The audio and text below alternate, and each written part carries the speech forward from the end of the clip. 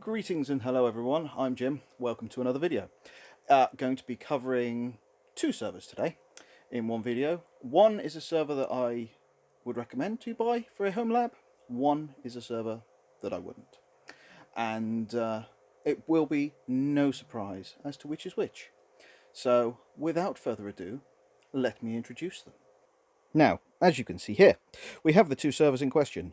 On the top we have a Fujitsu RX200 S8, and underneath we have a Dell Poweredge R620. Now, both of these servers are Sandy Bridge Ivy Bridge generation servers. They are both now well past practical use in a production environment, but they are still both well in use in many production environments around the world. But what they do make, however, are very good home lab servers, if you have the space and can deal with a bit of noise. So this top server, the Fujitsu, has come into us primarily as a parts bin server. It's going to be pulled apart for parts once I've finished with it here, to go and keep some more servers alive elsewhere, because I'll get to that later. And the bottom server is my own home lab server, one of the many that I do have here. And is being turned into a speed test server, which we'll come to later on. Now, as I said previously, both of these servers are of the same generation. They are both Sandy Bridge Ivy Bridge generation servers. There is the 12th gen Dell servers, the S8 revision for the Fujitsu servers. They are both pretty much as they came out of the factory, and they are both purchased second hand. The difference being the price. The top server, with memory actually in it and some old-fashioned spinny discs in the front, for us to purchase this off of eBay, mind you, because it's one of the few places we can get parts for Fujitsus now, was £400. The Dell on the bottom, which had no memory in it and no hard disks in it, but other than that was complete, was £120. So that's one starting point. Number two, if you are looking at these servers for yourself, one factor you will always want to consider is how many hard disk bays do you require. The Fujitsu and the Dell can have up to 8 bays. With the Dell, you would have 4 additional bays in this section here fitted, and the back plane fitted accordingly. With the Fujitsu, you would have 2 additional bays here, and you would lose the CD drive. So, again, making sure that you spec the server or go hunting for the right server second hand. As these are second hand servers, the Dell on the bottom I've already tested. The Fujitsu I have literally taken out of the box. It is fresh on the desk, and there are some things that we need to check, because I've already seen it's got one hell of a bang on the back end that's bent some of the metalwork. So I'm going to pop the lid off, and then we'll have a look inside and show you what has occurred. The Fujitsus do have quite a different way of releasing their lids, however, which is quite funky, but at the same time on this one, someone has broken the clips, because there would normally be 2 plastic clips here that you push in, which you push them in, and then you lift the flap on the front, which exposes the fans. When you've got the fans exposed, you will notice these 2 parts pop up, which unlocks the part at the back, which then you can lift off and take out, like so. We can see that this server is populated, so we have our 1 new fans here. These fans are, I suppose, semi-hot swappable. I wouldn't want to, but they do pop out and come out as a unit. But they are quite stiff and solid, and they are awkward to get back in. So that is part of the joy of Fujitsu. We have got our SAS controller on a internal PCIe header. We have got 2, 4, 6, 8 sticks of, looks like 16GB DDR ECC.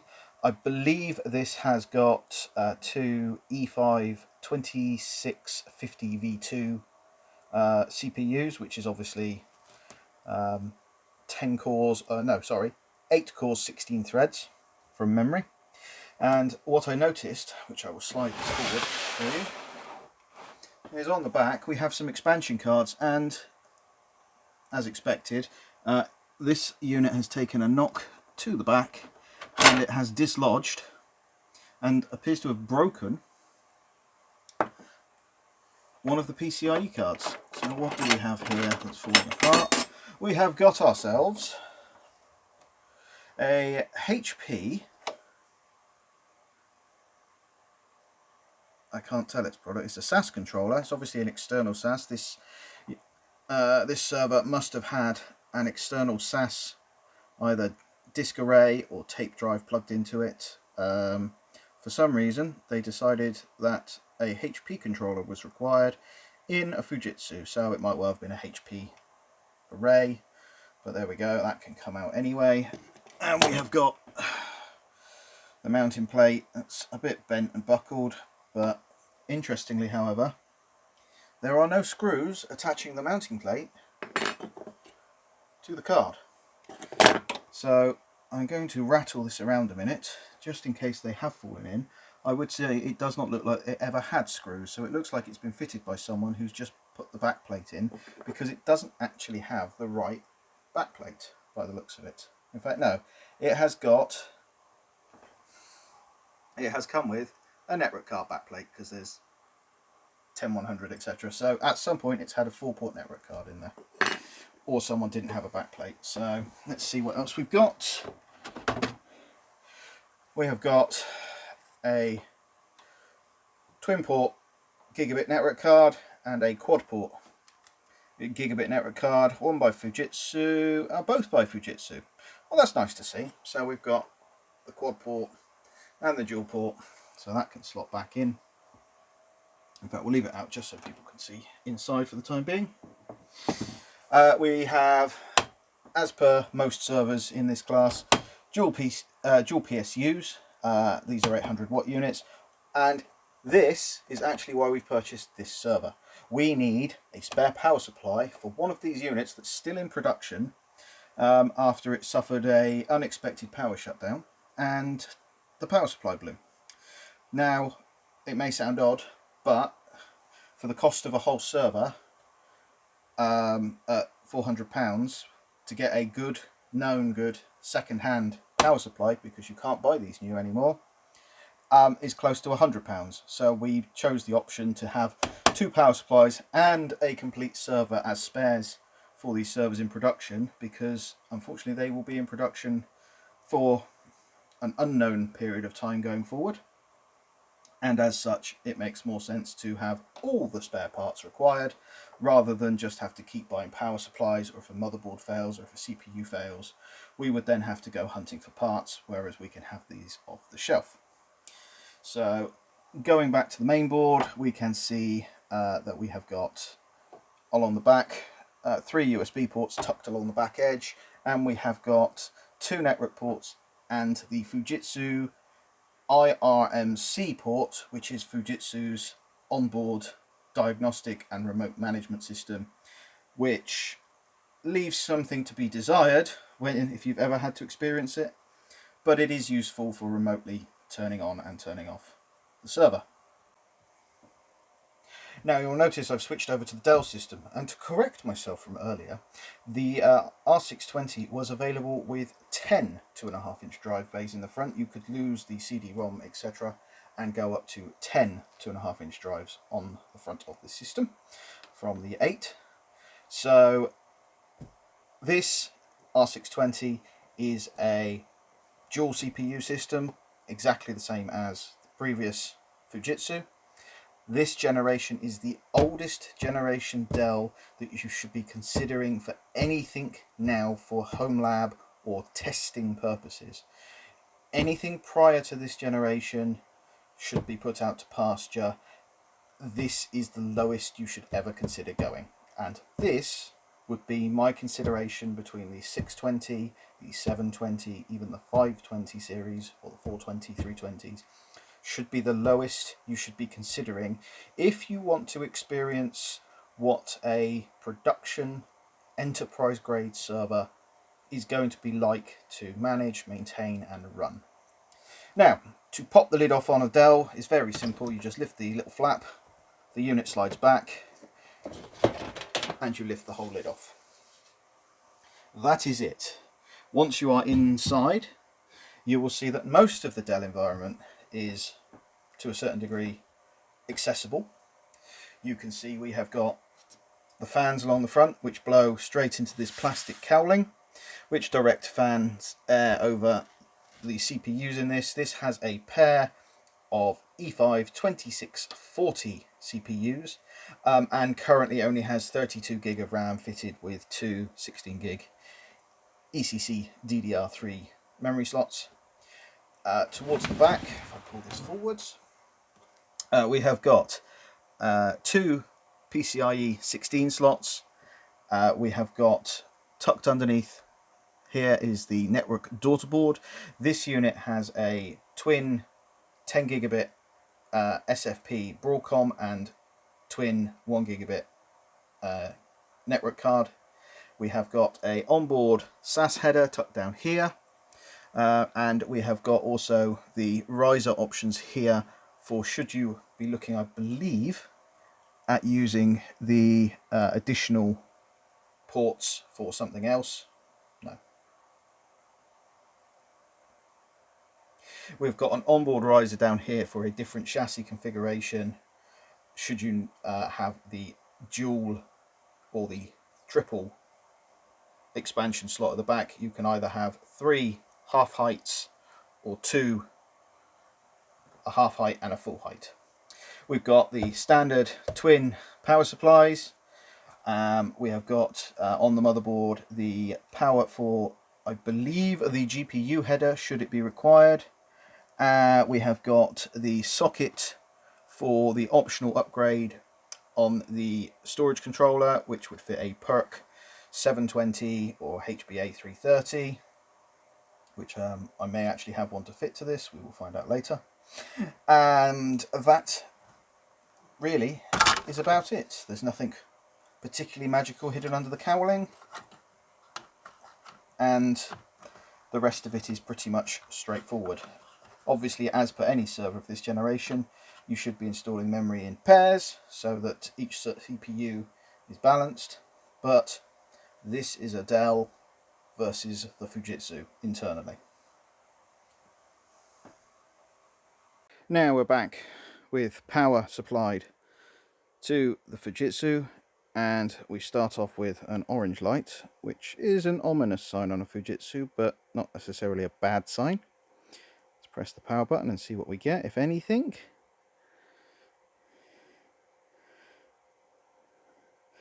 I know sometimes these can take a while to perform their management tests, but let's see if we've got ourselves a working server. First power on of this. Oh, the fans are spinning, and we have Fujitsu on the screen. Let's see, do we have... Oh, interesting. So whoever sold this server forgot to wipe the baseboard management controller, because there's an IP address. Anyway, so first fire up, Fujitsu RX200 S8. Let's see if I can put you down a minute and watch this go. It's going to get loud.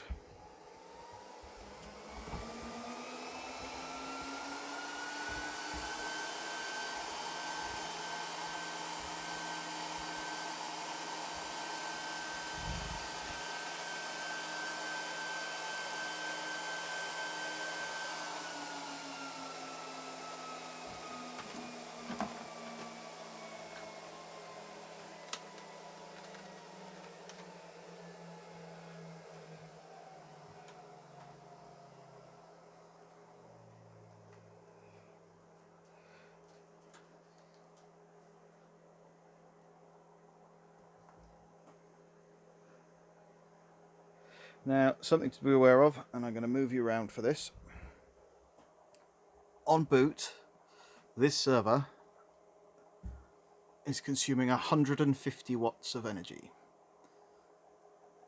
Oh, up to 157. So we'll do a comparison of it now, and then once it's fired up, we'll get a copy of Windows on here and let it settle down and see what it shrinks down to. A good old Fujitsu AMI BIOS, we can see here we have got 32 logical CPUs installed, which is a dual 8-core 16-thread CPU setup. And it's going to try doing all the fun stuff.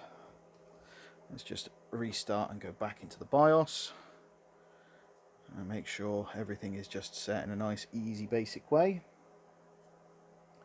And then we'll try and load a copy of Windows on here.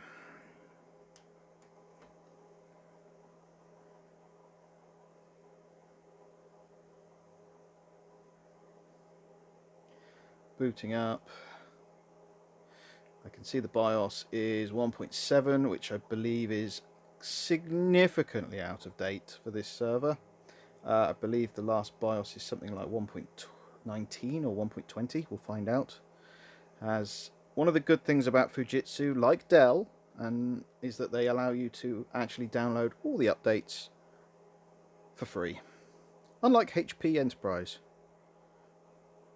The other reason why I don't recommend HP is anything Gen 9 and past that is stuck behind a paywall. In fact, certain Gen 8 stuff is still stuck behind a paywall. And you do not want to be buying a Gen 7 HP for your Homelab because they are a waste of time now. This actually says RX200 S8 R1 tucked down there. So that would imply there might have been a release 2.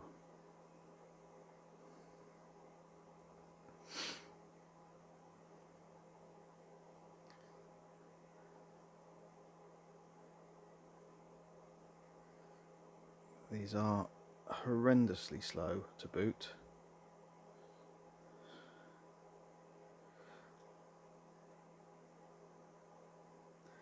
Just wait for the Mega Raid to fire up.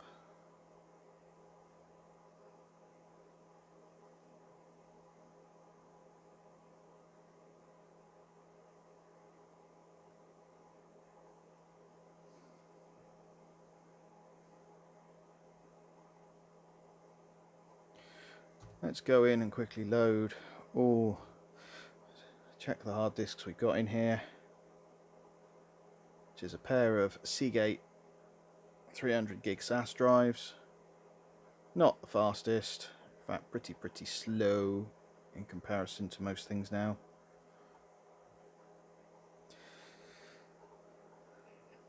And here we have the Fujitsu BIOS, which again was kind of behind the trend with the switch over to a lot more EFI or graphical BIOS, especially on the newer, well, on this generation of Dell and HP had all switched over to graphical BIOSes.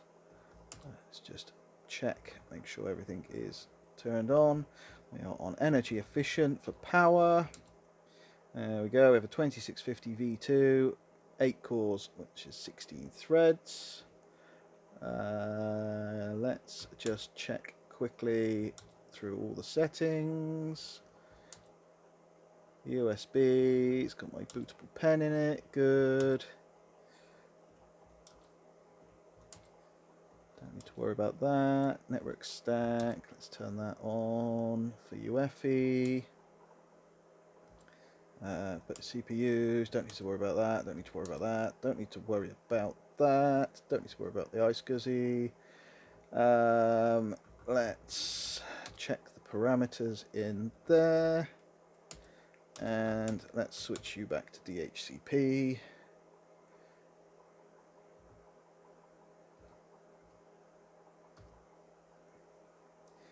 Just check everything in here is correct. Everything looks correct. Secure boot is, well, we'll leave it off for the time being. And we can save any changes, not that we made any. And we will boot off of you.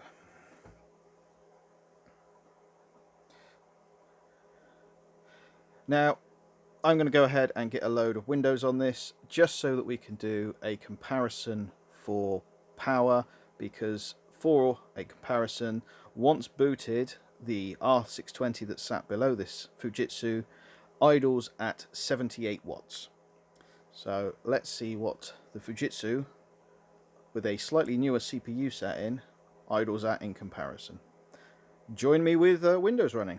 Me interjecting back in again before anyone says, why didn't you load insert favorite operating system here?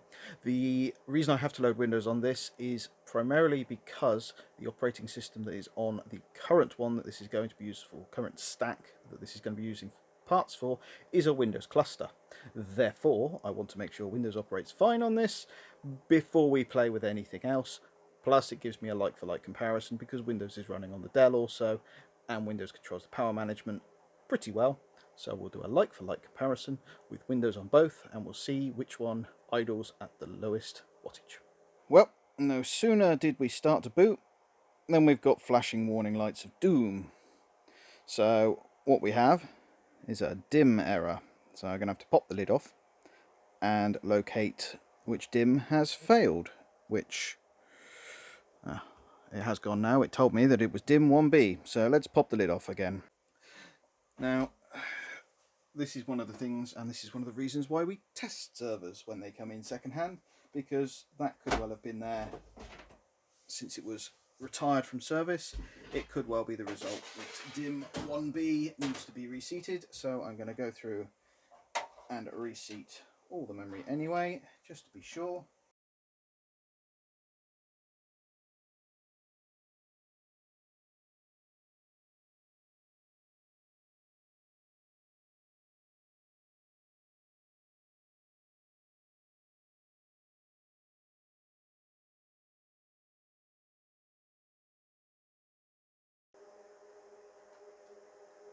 Nope, we still have a memory error and it's disabled a DIMM. Let's remove DIMM 1B and its corresponding pair. Now, looking at the back of the lid, we get a lot more information, obviously, on what's going on. So we can see that DIMM 1B is there, which is that DIMM there, the one with the orange splodge. So let's drop that one out and let me see if I've got one I can swap it out with, and let's try again. As I didn't have any matching sticks of RAM that matched the rest of them, I've just removed 1B and 1H, I think. Basically its corresponding pair. So that way we're still balanced between the CPUs, and that has got rid of said memory error for now. So I shall continue loading Windows onto this and be back to you once it's all loaded. Well, we're now fully loaded.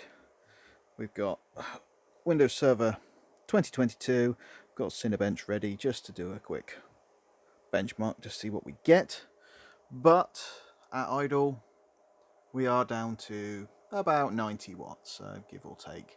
So this server at idle is consuming 90 watts. And in comparison, obviously the R620 underneath it, that at idle with a slightly, I suppose, lower spec, consumes about 78 watts. So if you take into account the additional sticks of memory that are in this one versus this one at the moment, and this one has an additional couple of nicks in it, so yeah, slightly higher idle power, but nothing really to sort of talk about in that respect. But we're at 92 now. Let's see what happens when we hit the start button. 130, 134, 140, and we're underway, and expect this server to get a bit loud. There we go, we're up to 250 watts being consumed, and that is just this server running its two Xeon E3 2650 V2s flat out. If we, while that's doing that, fire up the old task manager and check the performance, you can see there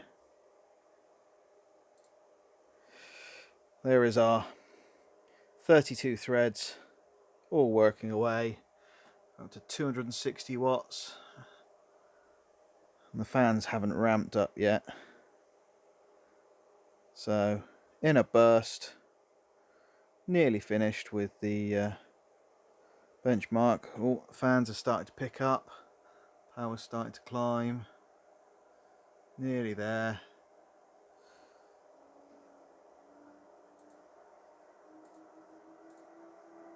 Let's see what we peak at, or if we can get it to peak. I might have to stop it and start it again. Will we hit 300 watts with doing this? Let's start it again. Let's idle back down again. But we got ourselves a score of 9,614, so this server's processing on par with a Core i9 9880H or a Ryzen 7 1700. And as you can see, we're off again. Let's see what we can get it up to, just to see what we can burn through at full load. You might not be able to hear it, but we are starting to get a bit noisy. Oh, up to 280.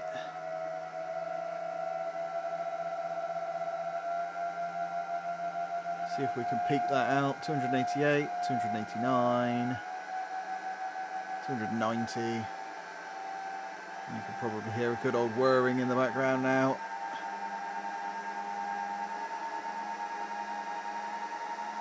And 295. And a lot of noise being generated. So yeah, we'll see what we end up with. 297 I saw there, yeah. Doing the last little run. And there we go. So, second run, same score. And one noisy, one new server. One final thing before I do a quick summarize of this. This is the Fujitsu IRMC, so remote management console. And this basically is Fujitsu's remote management, remote access console that is used obviously to deal with the server remotely, so out of bounds management. And it does give you a good sort of overview, albeit a bit basic and a bit simple in how it behaves, but it does function. It doesn't have some of the finer functionality that the later versions do have. So this is IRMC version 4. I think in version 5 they actually introduced a remote console that could be used as a virtual KVM. But again, this is one of the disadvantages, as it were, to Fujitsu, and this is one of the many reasons why they were always the cheaper product compared to other manufacturers. So it does work. This system is working, behaving as expected now, and is ready to go and basically be cannibalized for parts, or it may even find itself being hauled into service to replace a failed server in the event that it does. So without further ado, let me summarize up why, unfortunately, I still don't recommend Fujitsu for your home lab. Now, as servers go, it works, it behaves. If you want a Fujitsu, it will work and it will do the job. But the reason why, personally, I would not recommend you look into Fujitsus for any lab slash test slash environment where you want to be getting value for your money is the product is not refined. That is where Dell pick things up. That is where all the bigger manufacturers, including HP, pick things up. The system is very basic in how it operates. It's very, very cut back. Dell, yes, you have to pick the right licenses, but iDRAC is significantly better to use and easier to use than IRMC is. The general build quality on a Dell is much higher. And the most critical part for anyone looking to build experience, because the key part about building experience in a home lab is being able to ask questions and having someone that can answer it, is there are more Dells in use globally than Fujitsu's, for the simple fact that they have the market space, they have the market environment, and you will be able to get an answer to your question which you won't get with Fujitsu. There are so few Fujitsus in use in the small spaces that if you have a problem, if you have a query, if you need a part for it, you will struggle to find it. I know this because I've been supporting them long enough, and I struggle when I have problems with them. Whereas with a Dell, I can go into any Dell forum, any IT forum, and someone will be able to either assist or point me in the right direction. I can find parts for them, no problem. You can specify any part you want for a Dell and it can be got. Good luck with a Fujitsu. They were very much a low end, you pay basically for every single aspect. I have seen Fujitsus out there where they have 8 drive bays in the front but only a 4-port backplane, which is shocking considering you have to pay more for the additional 4 ports on the back plane, and then you have to buy the controller card that supports it. Everything was an option on the Fujitsu. So yes, my opinion is buy a Dell over anything else really if you want a home lab server that not only will give you experience of the real world of enterprise servers, but will be functional, will give you value for money. Do not buy anything older than a 12th gen, so anything RX20 and above. Ideally you want to start looking newer than that now, but do not buy an 11th gen or newer. Anyone selling these for money is basically, you're throwing good money after bad if you've got an 11th gen now. So there we go. But I hope this has been a bit interesting, and hopefully we'll be presenting more very soon. So please feel free to comment, like, subscribe, all appreciated, all very much so, and I will catch you in the next one.